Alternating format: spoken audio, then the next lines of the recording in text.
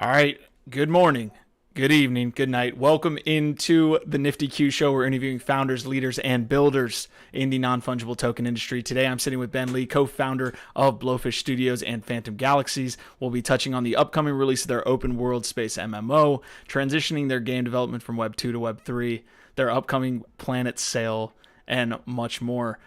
Ben, this is late night for me, so I'm saying GM, but it's really your GM, my late night. How are you doing this morning?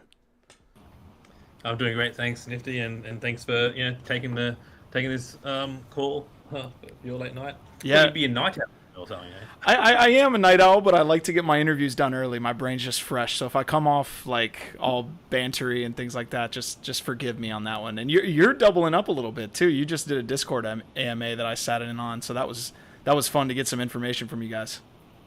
Yeah, no, thanks. We just had a bit of a AMA on the upcoming or Astrofight event that we're holding with episode 4 later on, which is I think it's really cool, giving our first opportunity for our community and players to earn some governance tokens. That's pretty cool. Yeah, that was a huge announcement. You guys also recently announced a 9.6 or 19.6, correct me if I'm wrong, $1 million private sale round, of which we were able to partake. So definitely want to get that in there real quick. So not financial advice, nothing here should be taken as such. But congratulations on that round and announcing that recently, man. I'm sure that was a big thing for your team. Yes, no, thank you. That was huge. It took, it was quite a bit of work, and but it was it was good. It went really well because of I think the strategy we've taken with Fan Galaxies is different, right? We had the game, we launched the game in the alpha last year, so we've kind of been able to show easily. It's kind of quite clear that what the game is and where we're heading. So I think people are just really excited to be part of that. Yeah, I've been able to hop in a couple times into the alpha and just experience a game that's like pretty well made. When it comes to the NFT space, it's like something you don't expect. You're kind of just like playing little 2D games here on maybe web browser. So having an actual game that's fully developed is really cool to have. What's your community like these days, man? How are the episodes going? Have you been able to? I know it's been a while since we last talked, so I just wanted to get that update from you. Yeah, no, I mean the community's been great. Obviously, the last week, I guess, has been a bit, a bit of a difficult one for everybody in the crypto communities. But from the game space, it's been really cool. The one thing that's always stood out is that, like you said, people just actually really enjoy playing the game. You know what I mean? Like Mm. right now, there's no it's not a play and earn game yet. We're just there, and it is because I guess we're giving away the NFTs and being able to claim those. So I guess that's something that we've been really proud of being able to do as well. Introduce these mechanics into actual, totally kind of off, not totally offline, but it's not our online multiplayer game. So that's good. But I think people just always excited. The big first step was getting the private sale out of the way, because now we're able to start announcing all different partnerships that we've been able to foster during that process, and some really big things to come. And people are always keen to hear, oh, all right, when marketing, what's going on? Like, when are you going to announce all these things? And so we've got a huge kind of rollout of different information and announcements and events leading up for the rest of the year, which is really cool. Yeah, I'm excited to get the details here for everyone that's listening in the chat as well. We have a lot of people already asking questions. So yeah, I know you just came from an AMA. This is as a pseudo AMA piece too. We're going to get into a little bit of a discussion, of course, on Phantom Galaxies, but I want to hear about your background. We will get into some of these questions as well, I promise. So stick around, and they will all be asked to Ben. Hopefully, he's ready with the answers there. So Ben, before we get into all that stuff, I do want to hear a little bit about your background. I don't think we've touched on like your background before Web3, before NFTs. So I'm actually excited to ask this question. What was life before NFTs?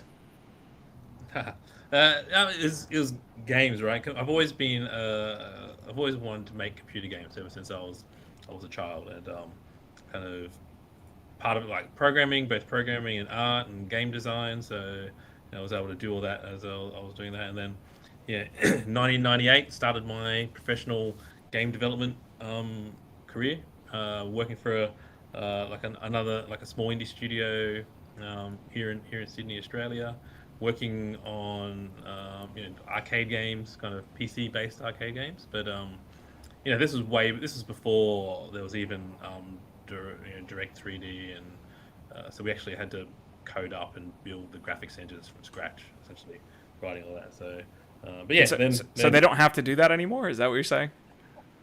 somebody does, somebody does. But, people like Unity and Unreal now kind of Epic kind of doing that. Yeah, EA and those kind of companies, they still run their own Frostbite and do their own engine development. Um, who knows? We might go back there. We're part of Animoca Group, and really growing out there, and there's tons of great game studios building great games alongside us, and so that's actually been really energizing. I think we were like the first game studio to join Animoca last year on the kind of in their growth spurt that they've had. But there's been tons that have come in now, and we all get to we're on shared Slack channels. We all chat to each other, we'll help each other out, and it's been really really terrific. That kind of community we have there as well. So. Yeah, I'm excited to talk about a little bit of that Animoca partnership and what they've been able to provide. But I noticed the mobile suits behind you. I want to know if you, growing up, were into Gundam, Evangelion, all these things like that led to, hey, we need to make a mobile suit game for the masses, because that's one of the coolest, I think, storylines out there right now is this mobile suit future space MMO. Yeah, no, I was originally into Transformers and Robotech and Macross, and so they're the ones that got me. So I've still got a lot of the Robotech, and see that back there as well. So Yeah. and Transformers and things like that. Evangelion's like really really cool. So and Gundam, I'm a big model kit builder as well. So Gundam, I love my master grade kits and stuff like that. So. And obviously the games growing up, you know what I mean. So which games are you into? so the kind of mech games, but one of my favorites was actually it was a bit different, like Zone of the Enders. Don't know if you ever played that game on the PlayStation, PS2. So that was Konami game. We nearly got kind of a collaboration with them inside Fan of Galaxies, but not quite. So that was still trying for those sort of things. So. So look, keep an eye out, ear out there. We will hopefully have some big announcements with kind of those type of collaborations. But I've still I've got the box set of Robotech and Macross. Yeah, just big into that. Yeah, we got Llama here in the chat saying Super Robot Wars. I guess rings a bell for him. So the idea is you were loving games. You got into game development. When did you get to Blowfish Studios? How did you find your team that you're at now? I just want a quick background of what you've been able to assemble with that studio. Yeah, that's cool. So we started, me and my co-founder Aaron Grove, we started Blowfish in 2010. So I've got like an engineering kind of programming background, and Aaron has an art visual effects. He worked in for visual effects companies background, and so we started Blowfish when the advent of self-publishing on iOS and the iPhone, and we made 3 games, and one did pretty well, and the third one did really well, and that kind of kick-started Blowfish. After the first year, from there we went from like 2 people in my two bedroom unit or apartment, and then we went up to like 10 people, and all 10 of us were still in my 2-bedroom apartment for the first few, like 6 months, I think it was. But my wife was pregnant, and we were expecting our first child, so we had to move out to get out of the house. Yeah, we had like five artists in the spare room, five programmers on the dining room, and at one point, and then we just kept building, and so we started on mobile games. We did some free to play, did a lot of premium.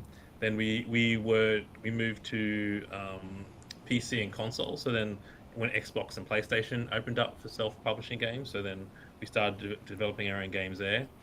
One of my favorite games there was Gunscape, is what we did, and we're actually people keep asking about Gunscape. We're looking at a Switch release, but it's also a perfect game to kind of bring over to Web3 too as well. So, keep an eye out for that. What? So break that down real quick, because you said perfect game to bring over to Web3. What traits are you looking for in games that make them perfect Web3 games?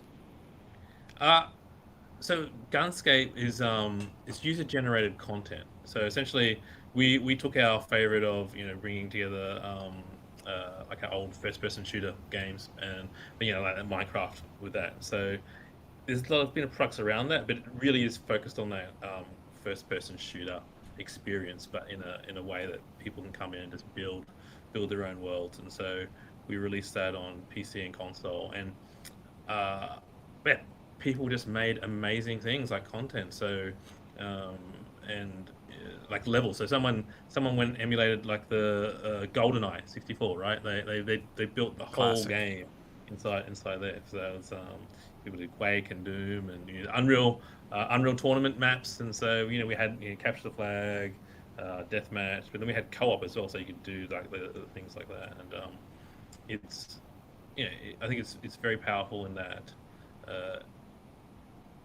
people in Web3 people can own what they've built, and then they're able to kind of trade that and sell that. So in Gunscape, it's just our server and everything that was built was sitting on there, and so it's still really really great. But I think Web3 now, with just being able to put everything in people's hands that have the ownership of it, it's just I think one of the most powerful aspects of Web3.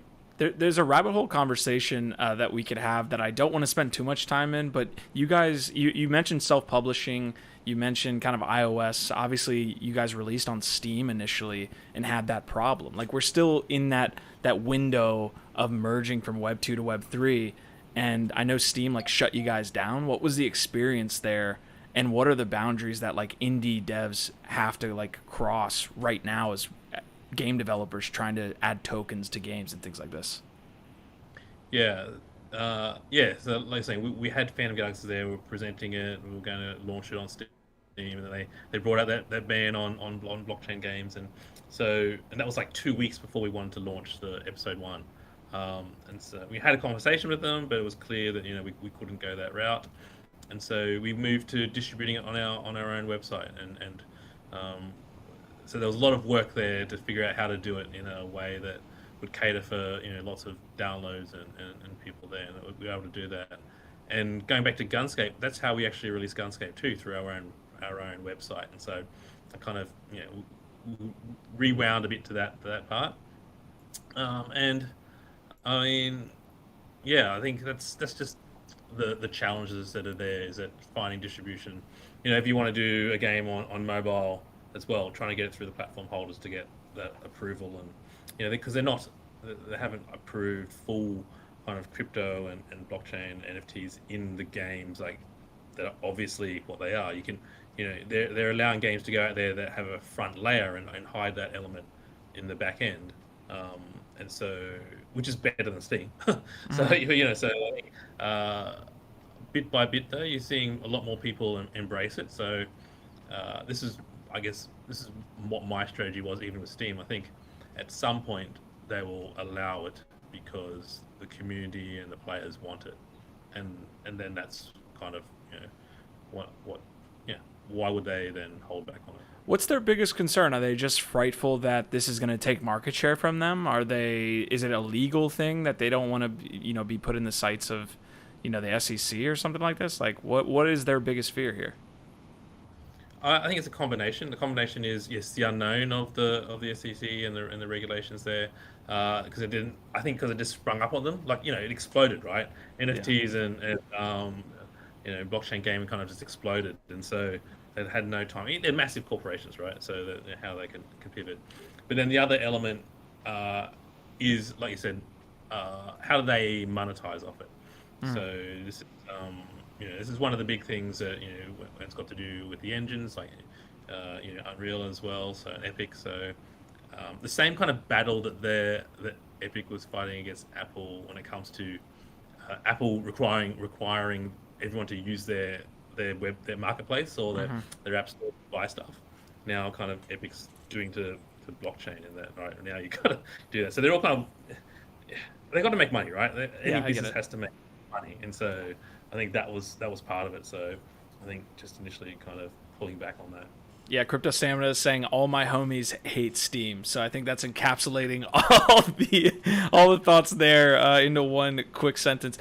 We do have a lot of people asking questions. We are going to get to some Phantom Galaxies AMA pieces here in just a second.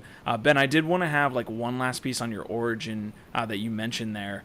You mentioned, I believe, 3 games early on in your mobile dev studio lifetime. You guys had created 2. Maybe they didn't hit. What was that third one? Were you guys like struggling really hard, and then this one just like hit? Just in a lightning question, tell me a little bit about that event. Yeah, I mean that third game was Siegecraft, and literally we'd given ourselves a year, right, to put towards Blowfish and to see if we could, make money and obviously pay for the next year. And Siegecraft was at the time it was like a people described it as a 3D Angry Birds. So it's physics based, you're just having fun. Like it was based off an old game, catapults, crossbows and catapults. I don't know if you kind of knew it, but yeah, you just kind of shooting discs and arrows at each other as Mm-hmm. kids and like each other in the eye and face. But that was that did really well for us, and uh, we had over 1.5 million downloads. It grossed over $500,000 US at the time for 2 people. That was really good. Yeah. So that did really well. It built our relationship with Apple and Google and all those things. The game, we had the demo essentially in every Apple store around the world. They installed it on their devices and people go in there and play it. So I mean that was really cool. At the time we had like a Google Analytics running, and so we could see everybody playing our game. Nice. Holes around the world, so that was pretty funny. But yeah, Yeah. so that was Draft's a big one, and where we've done a few games in that franchise. Always, we love just trying different games and different genres and doing that, but building on the franchise as well. So yeah, kind of a big kind of hint. Siegecraft Web3 version. I have massive plans for it, and that's Oh, there we go. A little bit of alpha. I appreciate that blast from the past there, talking about 2010. God, I can't yeah. even remember 17. So, speaking of 17, that's when I first got into NFTs, right? Like I found crypto kitties. I was like super interested in the idea of digital ownership. When did you find NFTs, and then take me through this partnership with Animoca? Were you building the game before you knew about NFTs? All of these cool factors that lead us up to where we are now. Yeah, I mean, I dabbled in crypto. When was it? It was before the first kind of pump of ETH. So I bought ETH at like $300, and it went up to like 1,800, and came back down again. So we were doing research. Yeah, yeah. It's like, oh. So we were doing some research into that in the studio as well, and games. Always we saw the crypto kitties thing take off, and that's again looking into it and how it all worked. Uh, we didn't actually get I didn't actually get really involved into NFT gaming though until December 2020. So kind of just before, because I think it really took off in the first quarter of 2021. I Mm. think of NFT gaming, blockchain gaming. So yeah, so I didn't really start playing until December.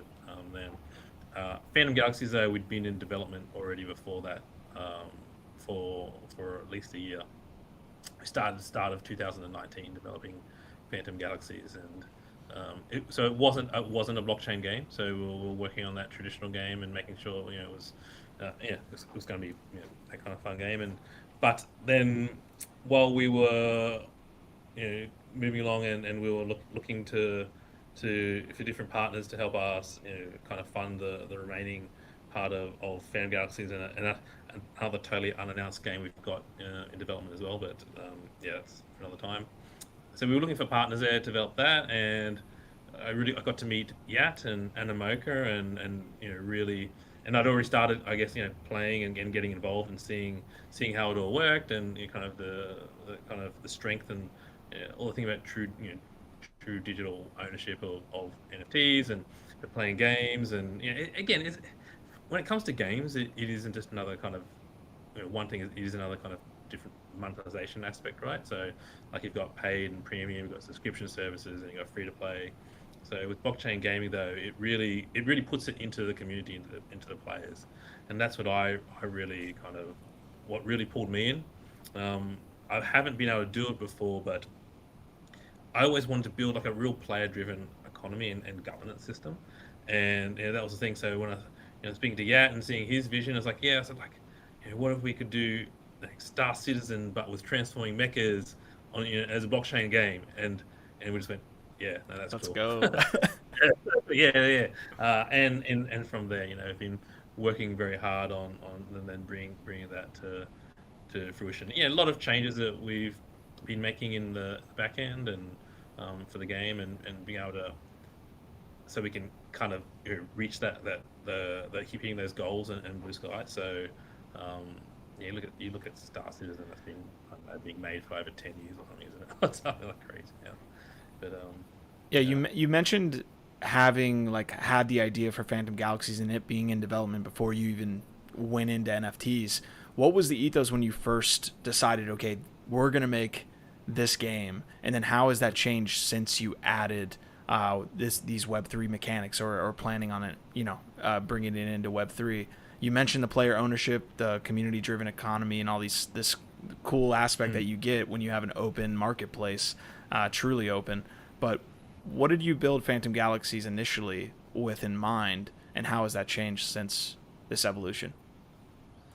yeah, I mean, I've always been a big fan of like narrative driven games. That's always been world building and the narrative and stories.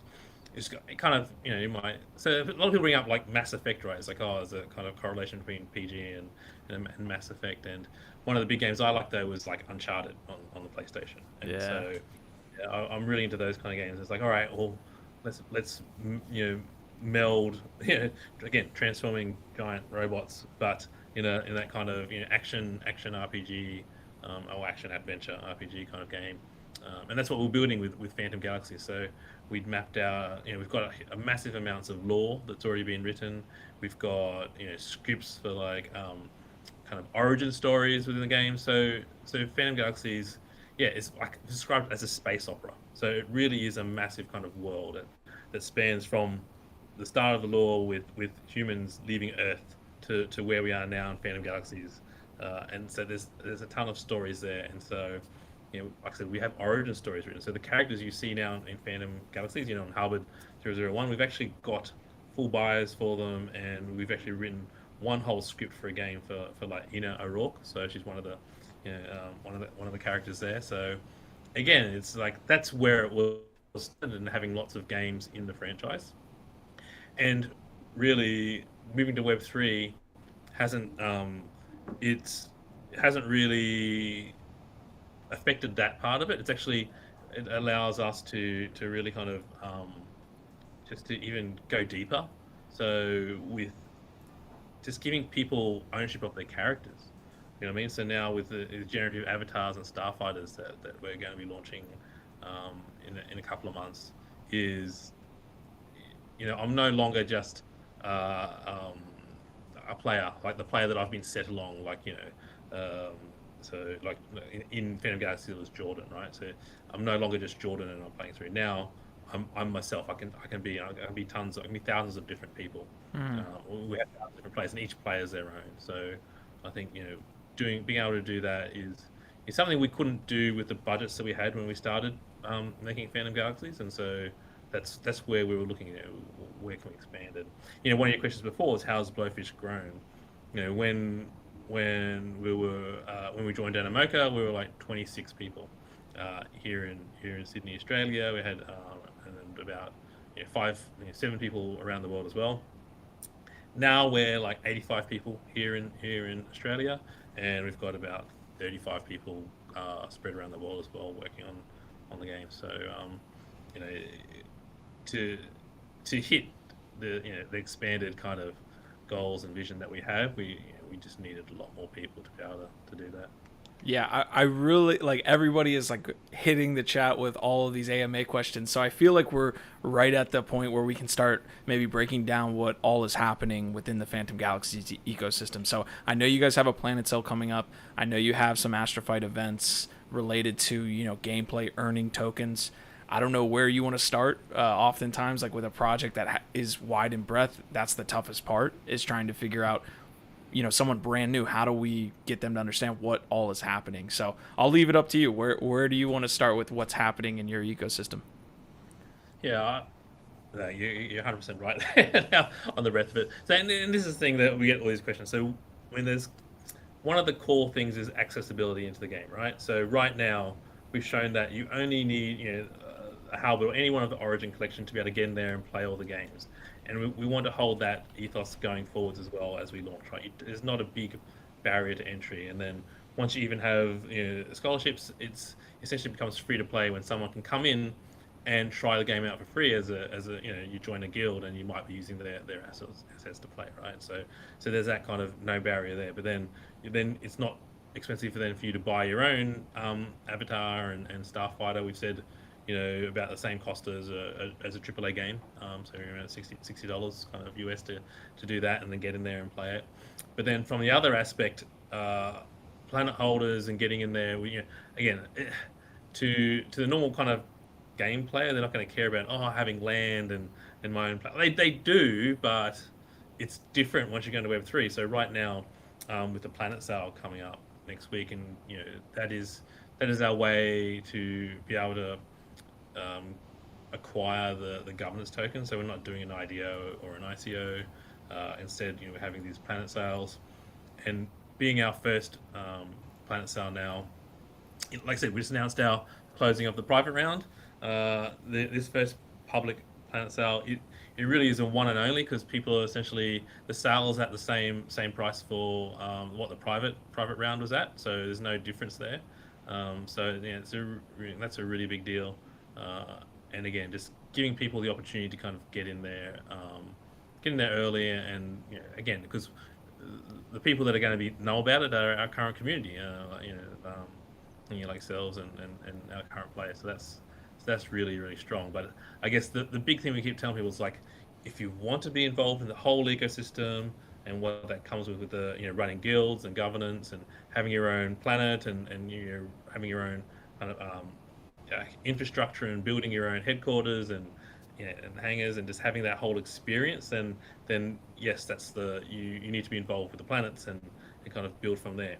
If you just want to come in and play a really great kind of expansive MMO style mecha action game, you don't need to do that, right? Come in and just experience that. So really, it's about having all these different avenues for different types of players able to come in and do that. So I think that kind of answers what you're asking. Yeah, absolutely. And we have a lot of, like I said, askers here in the chat. So I think what we can do here is like separate these into two parts. We'll just this will be part one of all these quick hits on these questions, and I'll let you kind of take them. It looks like the first one is, do we have a cap on maximum tokens in episode 4? For the Astrofight event, yes, there will be a set percentage set aside, and we haven't released details yet, but as we coming into episode 4 in the Astrofight event, we'll be able to list those out specifically about what you get, the maximum cap per planet size and holder, and for non-planet holders, the rewards as well on the cap there. Okay. Does Blowfish Studios have a plan to combat one player using multiple wallets to claim more tokens? So that's kind of a play-to-earn question that all games really have to deal with, but how do you deal with botting or using multiple wallets?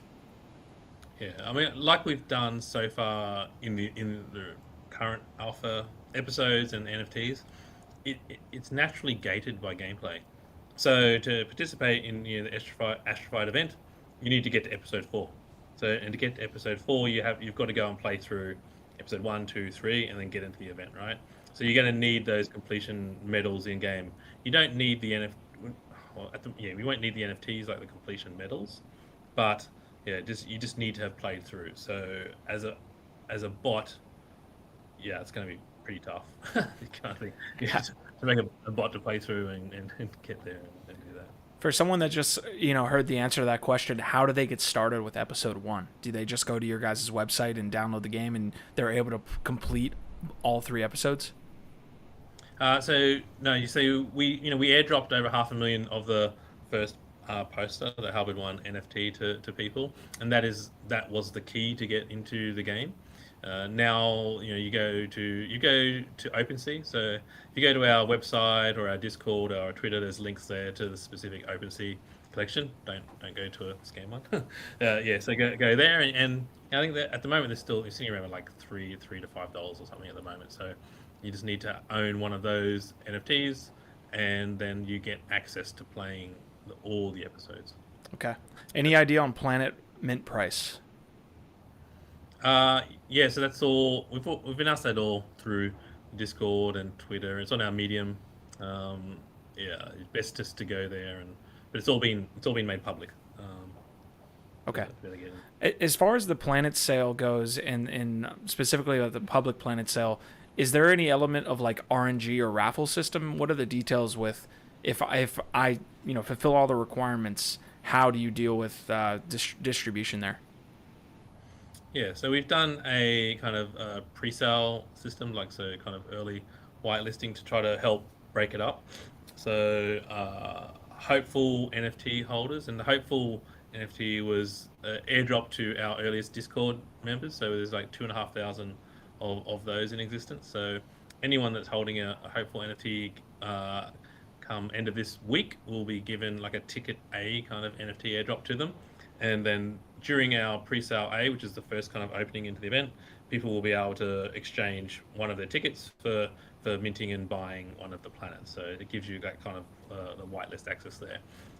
And then after that, we have pre-sale B, which is expanded out more. Again, we're trying to, like you're saying, stop the botting. And so you need to hold episode 2 medal NFT, which people can claim by completing episode 2 and having the required poster, the Shining Star poster for episode 2, and converting it into the episode 2 medal, which then episode 2 medal holders will get airdropped a ticket B, which then acts as result B to. This is my pessimistic crypto person mindset. Can someone just buy those medals? Do they have to participate in the actual game, or can they go on the open market and buy and sell these medals? Yeah, no. So I mean, this is Web3, right? Yeah. NFTs, there's no restrictions on that. So got it. And this is difficult. Not the difficult. This is just what the world is in blockchain gaming. Agreed. So yes, but it's still, that's an element of playing and earning for somebody. They're going in there and they're playing the game, and they need to then to be able to mint these episode 2 medals. And yes, they've decided to sell them to other people to get access. But again, that was it's kind of like an initial kind of play and earn system there. So I wholeheartedly agree. I had to ask. Okay, so 2 others. I want to give you a quick shout out. We have GS Montana here. Llama's asking a bunch of questions. Stamina's getting involved. McAvey. Shout out to you guys for asking these questions. BH is asking, when can we expect the complete white paper? We always say soon. So we have submitted a draft version of the white paper ready for legal opinion. So something we need to do to be able to list the governance token, which is upcoming around August, September. It's going to be doing the listing then. So is the current plan. So it's soon. I'll take that. Fully focused on ourselves, but we've already submitted one, and we've had good kind of legal opinion back on that. Okay. GS Montana says, and this might be the last one for part 1 of this AMA, will we be able to build arenas on our planets to host tournaments with huge payouts? So I guess let me mold that question into a bigger, thought process or, answer on what those planets will even entail in general. Yeah, no, so 100%. So that's a big kind of a goal for the planets and for guilds that are owning the planets and running the governance of their systems. And so what our vision is and goal is there is for the player-driven economy. So someone could, Arena is one of those examples. Then Marketplace, and then you have factories. And so one of the things is that if you have, say, an open marketplace or an arena, the owners of the planet where it is, or the land, the governors, you can essentially control, like you have on OpenSea, you have your kind of marketplace cut, right? So the actual owners of the planet and the marketplace, they get to set that. And it might be entry fees into the arena, or however the tournaments work in that PvP arena as well. Now, while yes, as a planet owner or as a governance, governing body, you get to control those elements. What? How do you get people to come to your planet? And so that's where we really, I'm really excited by the player-driven system here. So people will have the tools to be able to create all their own kind of cities and planets and worlds where they're governing it, they're applying their taxes, so to speak, right, on usage of that. But then how do the players then entice or encourage people to come to their planet? So some things with the marketplaces is that, all right, now with all your guild members, you'll go out there and you'll go get the best. You might be able to go find the best items or the really rare resources, and then rather than going to say a PG run marketplace and selling it there, no, you bring it back to your planet, and you only sell it on your planet marketplace. So people physically will have to come visit your planet and buy those resources, those really rare resources that they might not have been able to go and get from the world. Um, and then from the tournaments, then it's kind of rewards, right? You might you'll be in control of how you reward the players in the tournament. So and then also just a status. So you might have the best PvP number one PvP player in the whole game, and if people want to be able to beat them, then they've got to go into your tournament and prove they're kind of number one. And so I think it's really cool. Let's talk about the more interesting PvP mechanic, which is going out into open world and destroying someone unsuspecting and taking all their stuff, which is what I was always doing in World of Warcraft, in RuneScape. That was my favorite part of PvP, is just going out there and wrecking somebody. Do you guys have that available in your timeline? Like, is there going to be a safe part of the universe? Is there going to be a more open, dangerous part of the universe? Yes, no. So we had that in the light paper we've released. So there is the frontier zone where, and this is where also you'll find rogue planets, which you've also mentioned too. So there's definitely an area of space where you've got the highest kind of rewards and biggest kind of battles and boss battles, and find those rewards out there that you need to go out to, and it's open to PvP. Where you can be freely attacked, and we have there was like a damage system. I think you can when you actually die, then you'll take damage. We get reduced down to 0. But if you do that 3 times, then you actually can lose your starfighter. But you can also have insurance and things like that. So for those kind of people. But the big thing about the frontier space is the rogue planets. So we have an allocation of planets which are going to remain owned by Phantom Galaxies, but they're going to be kind of combat points, or so people in PvP and guilds will be able to go out there and take control of those planets. And if no one's controlling it at the start, then obviously you get there. There might be some environmental mobs that you'll have to kind of kill to take control, neutral mobs. And then when you've got control, then you'll be earning the token emission that is is common to all planets throughout the game. So any kind of guilds and owners will be receiving those token emission, and you can even go to the extent where there might be special buildings or factories on the planets as well. So when you control it, then you get to build those special items, but it's all combat based, right? So then when a guild or a group of players own or are controlling that planet, now other people are free to come in and essentially fight over control of these rogue planets, and that's kind of, they're going to be our central kind of combat points. I'm fascinated by true open MMO as it's related to a game, because you oftentimes can introduce just human factors that arise, which is basically you eventually get monopolies. How do you, is there a part where the Phantom Galaxies Federation is gonna have to come in and stop these people who are essentially ruining the game for other people because they've just monopolized all the resources? Do you guys think like that down the road, or am I just way off base?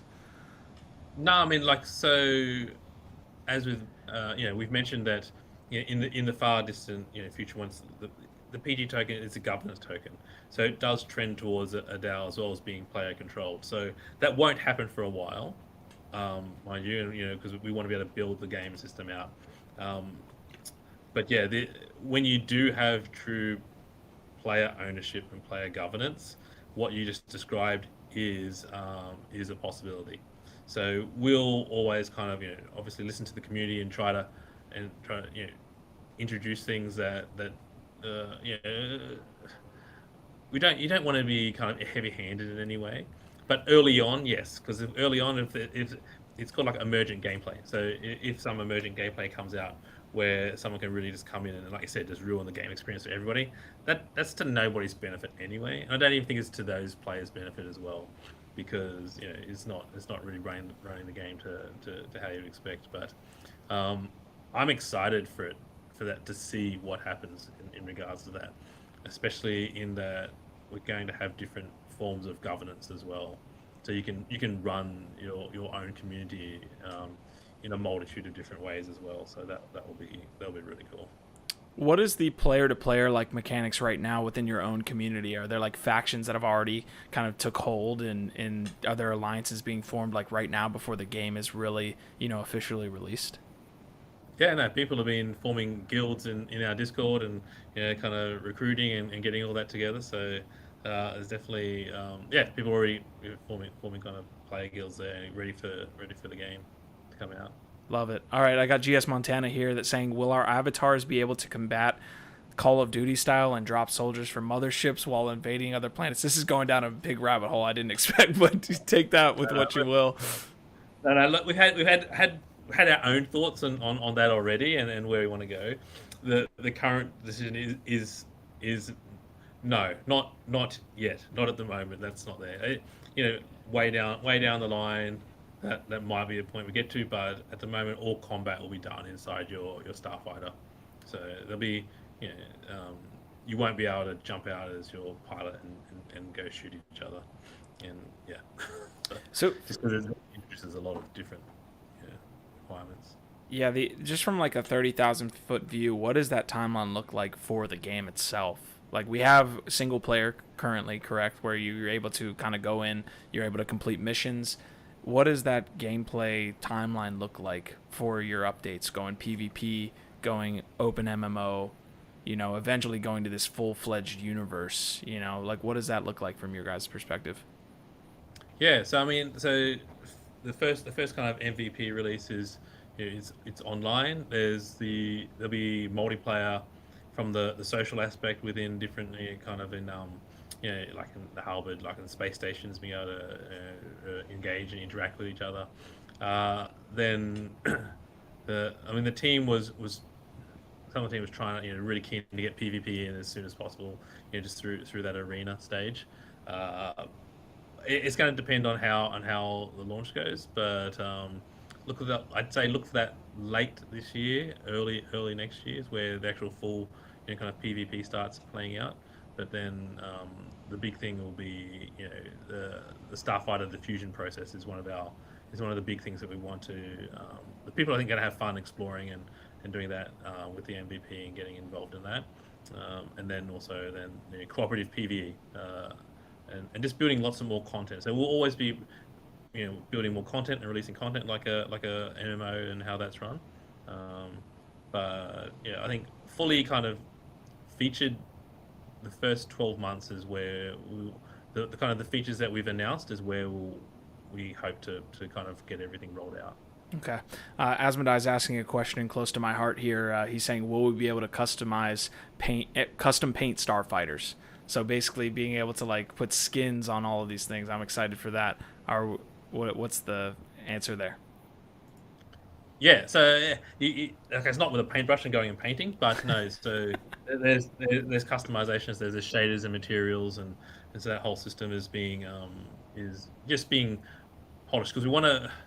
We've had some internal discussions about do players have total control to make whatever they want, like even if it doesn't look good, and some from an artistic point of view, like our creative director is saying, oh, I don't want people to do that to our starfighters and our avatars. But then a lot of players are like, no, but that's what we want to do. And so people will have that control of, we're not going to limit people to how they configure things. So there's definitely there's a lot of customization there when it comes to coloring and materials. then of your generative as clothing, accessories, add-ons. The way it will work is some of the avatars and things, or some elements will be fixed and some won't be fixed. Do you foresee all of these, assets that you're mentioning, even down to like a T-shirt or a shoe? Are these all down the line going to be NFT assets that are associated, where you could sell in some open marketplace? Yes, no, 100%, yes. Okay. Well, let's talk about, the fungible aspect of this, the PG token. I know you guys have like a redeemable token that's coming out in this drop. Essentially, that's what you're calling it, PG. I don't remember the exact name, but yeah. No, so it's a little bit confusing to get across, but essentially what we're doing, it is the same token, but it's a promise. It's like, initially we called it like a promissory note, right? So you'll get the reward. The NFT will say, all right, when you like I said, when you put this into redeem, you're going to get this amount of governance token back from it, and that's just we're just doing that to keep track of the rewards. Yeah. Until we're ready to give out the token. It might not be much of a time difference actually between the rewards and then getting the actual the PG token in place, but it's all for the same governance token. Okay. The game is multi-token, but there's other in-game kind of resource inflationary tokens, but they'll only come into play once the MVP, the beta, is launched. So we'll get to earn those. Okay, so just a little bit more detail here on the PG token itself. So usually I've seen some play to earn economies have the dual token system. You guys are having multiple different other currencies within the system, or tokens within the system, potentially down the line, and then the PG token just being that governance token that's earned through gameplay. Yeah, so I mean, it's a governance token. It's a utility token too. It's used in many aspects of the game. So, we said that when you're leveling up your starfighter, the fusion process you need there, for running, building, large construction and buildings. The land aspect as well. All the governance token will be required in all those instances. Then the other inflationary tokens. Again, it's because they're just in-game. Like right now, you've got resources in the alpha, right? Those will be essentially a fungible token that is tradable, but they're just inflationary. So it's just virtual currencies that the game needs and runs off, essentially. Awesome. More questions coming through. Philo's asking, can you ask him if they thought about Immutable X instead of Polygon to go full gasless? What is the decision there with going with Polygon? And I thought he asked a good question. Yeah. No, we spoke to IMX on the way. The thing is Immutable is just an NFT minting platform, so there's no smart contract functionality there. So got it. So we want to be kind of on chain as much as possible and try that.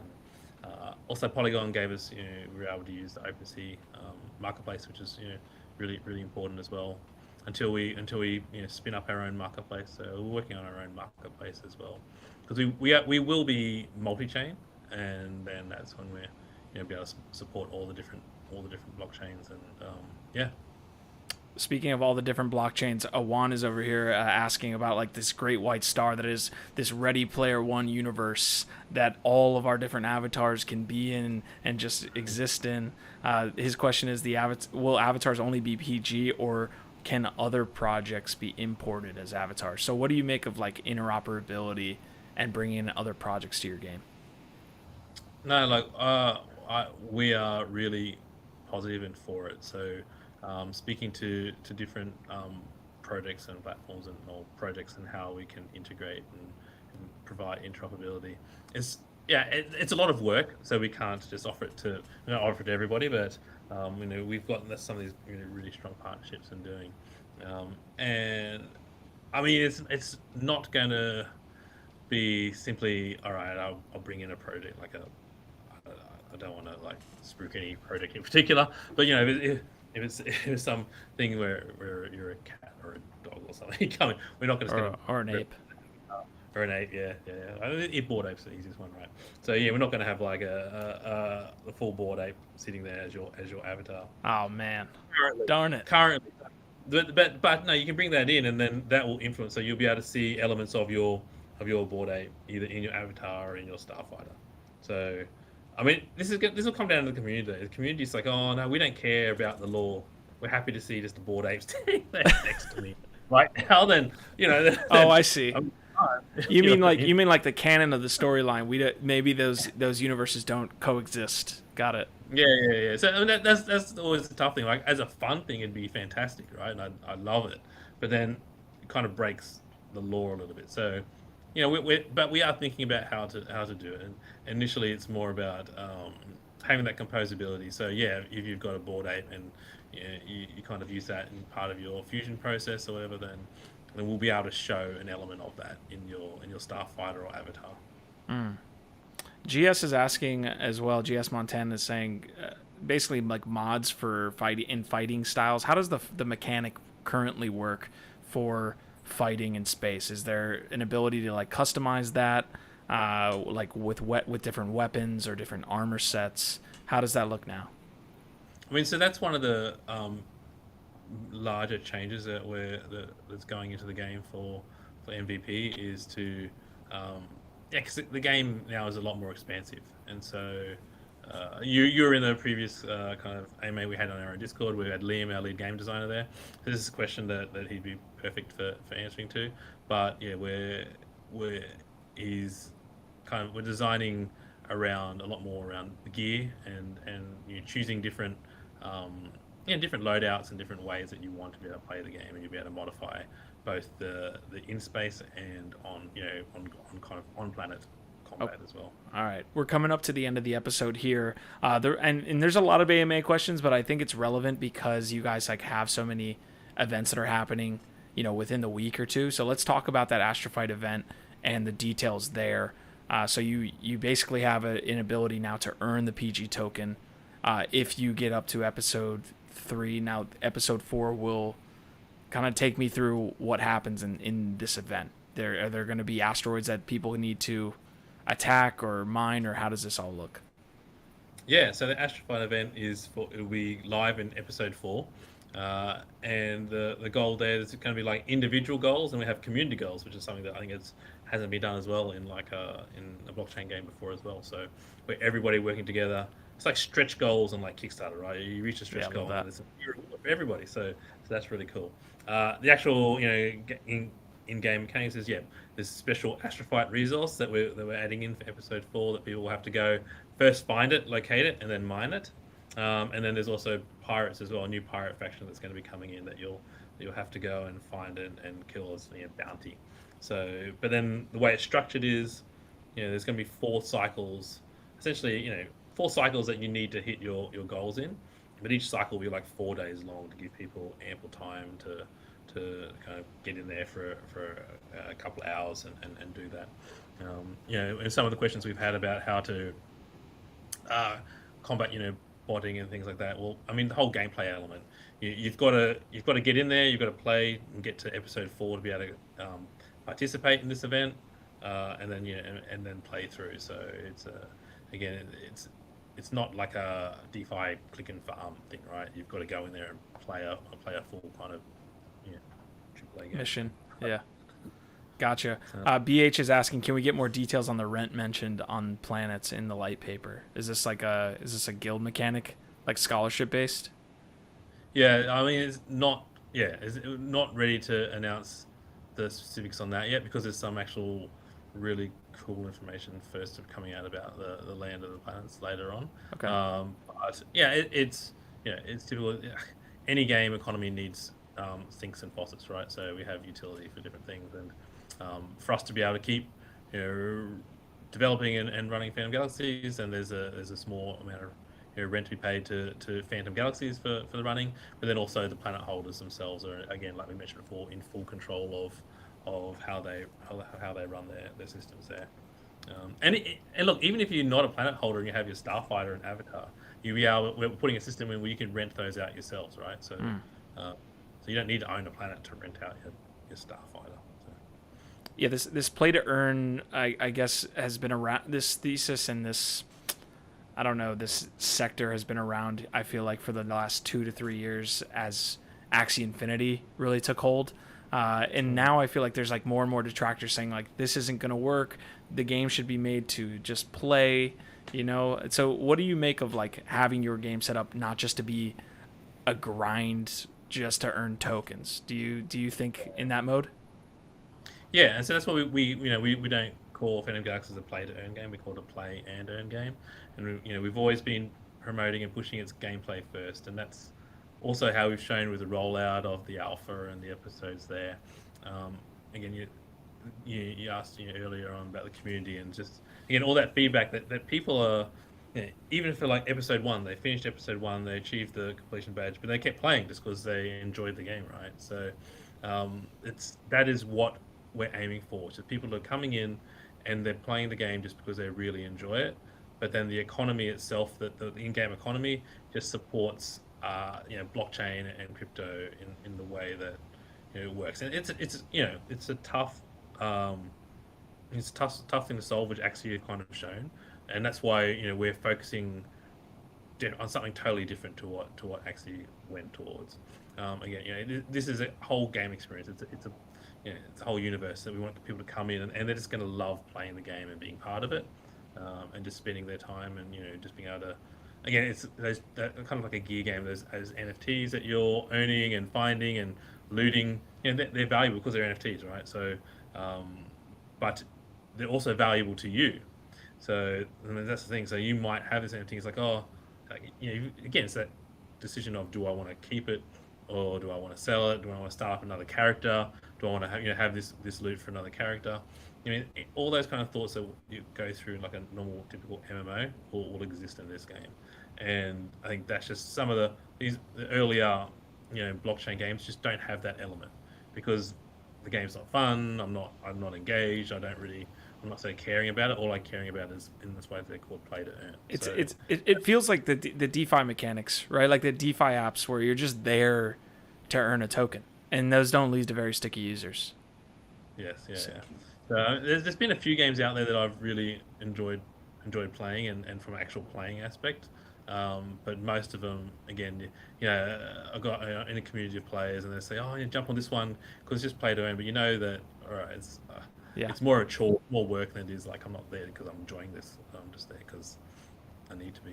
Yo, we're coming up to the end of the episode. I probably have a couple more questions here that'll be lightning questions. But let's talk about a little bit of partnerships. You mentioned playing other games as well, so just kind of give me a little bit of info on what you guys are looking for in like partners. You mentioned maybe not being able to say some of the partnerships that you kind of have landed in the Discord AMA, but what other projects are you looking at too in the play to earn or play and earn space that you like what they're doing, whether that be like an Illuvium or some of these other NFT projects? Yeah, I mean, so a lot of the partnerships we're looking at aren't actually other blockchain gaming projects. They're new to the space as well, and so part of our thing has always been innovation on what we can do there.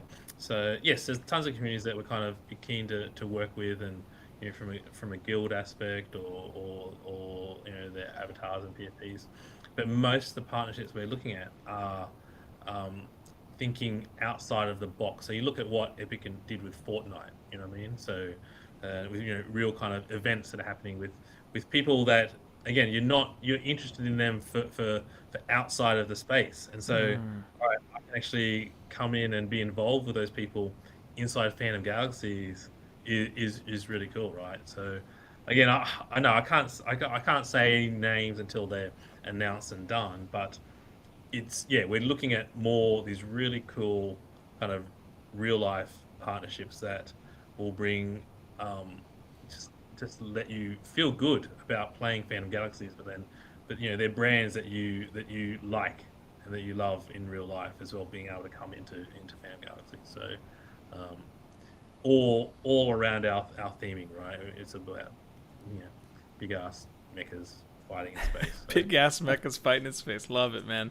I won't press you on any of those names or anything like that. Last question I have here comes from Mr. Tix, and he's asking a question that's pretty close to my heart as well. He's saying, will planets have different attributes, or will there be a blank slate and owners have to build and add attributes?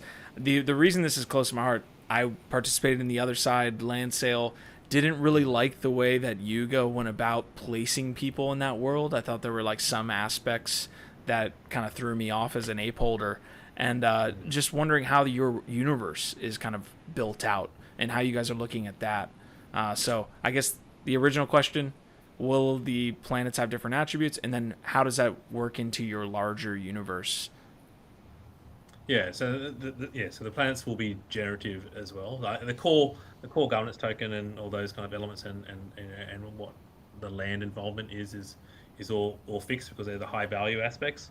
But then there's going to be generative aspects around what kind of planet, what's the composition, how does it look, what are the in-game resources, location. So the location will be randomized, but then there'll be elements that will do that. We kind of if it's in a location you don't want, like you can trade it, like the NFTs, right? So you're gonna be able to do that. But you'll be able to rename. You can be able to name your own planet. But yeah, so there's a fixed amount of what you're getting by choosing which planet size that you're kind of purchasing or owning. But then that randomized element that goes into the real game. So it'll be interesting to see. I'll definitely interested. I'll ping you and I'll ping your mind for that feedback you just said about the other side, because I really I'd like to hear what you didn't like about it specifically, and that would be really cool. Yeah, absolutely. Yeah, we can definitely have that convo. I'll talk your ear off all day about the other side. Yeah. But a big thing, our public planet sale is next week, so we have our snapshot happening on the 20th for hopeful holders and episode 2 medal holders to get into the pre-sales.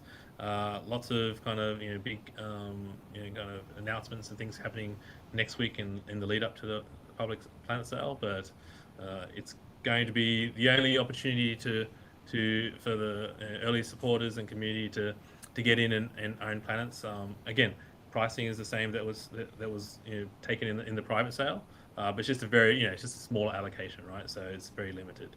And then from here on, then the planets will be more floating value based on land and token kind of valuation. So, and again, the idea is to pair planet ownership with gameplay, so that if you own a planet, you can actually earn more PG tokens. Essentially, I simplified it a lot there, but yeah. So read the light paper again, like you said.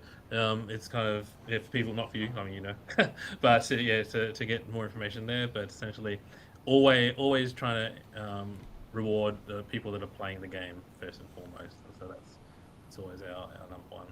Awesome. All right. Do we have anything else that we maybe missed that you want to touch on? Any random thoughts, musings of Web3 here to end the episode? No, I had something to note from one of your second lessons, but no, I mean, look, it's a really exciting space. It allows studios like us to really create the next evolution of gaming, right? And that's where we are. I think blockchain gaming is just the features and the capabilities that it provides to make really engaging game worlds, and just like you said, Ready Player One. That's where we are, right? That's what we're doing. It's like it's ownership in those games, and then being able to build on that, and people just having the fun and being able to live inside that world. And people were doing it for years in like World of Warcraft and places like that, but this is now next level. So I think I'm really excited to be part of that and leading that, and having everyone here to help us shape what that is, because at the end of the day, we need everyone in our community to be playing the game and giving us that feedback. Yeah, I'm super excited to take part in your guys' universe as you build out that lore. As we said, maybe it might not entail a Bored Ape, maybe there's another multiverse out there, but as long as I can stay on my planet and not have to fear a Death Star or something coming up and blowing up my NFT, I think I'll be okay. I'll enjoy the game. Yeah, so, unless you want to take that risk, then. But if you've got a board 8. We can have a chat. So can we give you like a board 8 helmet or something? I don't know. Yeah. Oh, that would be cool. All right, we have stuff to talk to after this call, so we're gonna go ahead and get up out of here. I appreciate everybody tuning in. Stamina, Llama, GS, Tix, BH, Hash Rhymes in the house, Asmodai. Thank you guys so much. I couldn't get to all of you. A lot of chat here. If you missed today's episode, we also are on Spotify and Apple Podcasts here afterwards. That will be live 24 hours after this. I was sitting here with Ben Lee, co-founder of Blowfish Studios and Phantom Galaxies. Amazing conversation. Thank you so much, man. Got to have you back soon. Yeah, thank you, man. Thanks. Right. Yo.